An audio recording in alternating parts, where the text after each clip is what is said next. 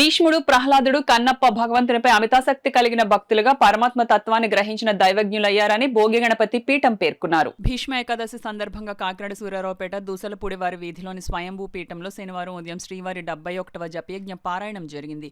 మహావిష్ణు విశ్వరూపాన్ని భక్తి ప్రవత్తులతో పూజించారు.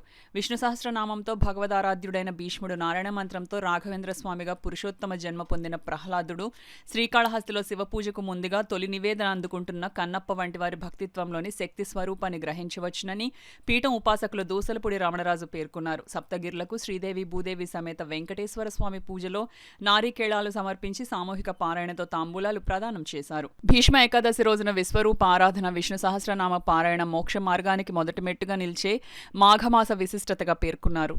శ్రీకాళహస్తిలో మరి శివునికి నివేదించే ముందు కన్నప్పకి ఆరాధన జరిగిన తర్వాత జరిగేటువంటి వేడుక అక్కడ జరుగుతూ ఉంటుంది.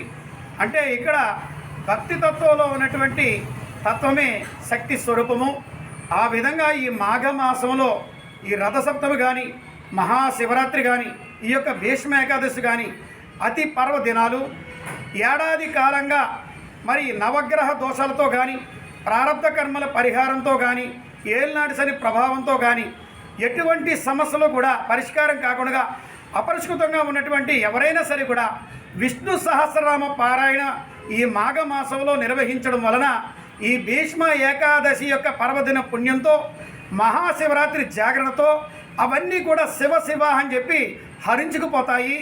ఆ విధంగా విశ్వావసు నామ సంవత్సరం ఉగాది నుంచి వైభవం వారి యొక్క జాతకాలలో, వారి యొక్క మానవ జీవితాలలో వెలుగొందేటువంటి అవకాశం ఉంటుంది. అదే ఈ మాఘమాసం. కాబట్టి భక్తజనులందరూ కూడా విష్ణు సహస్రనామ పారాయణ పఠించి తరించాలని భోగి గణపతి పీఠం కోరుకుంటోంది. ఓం నమో నారాయణాయ.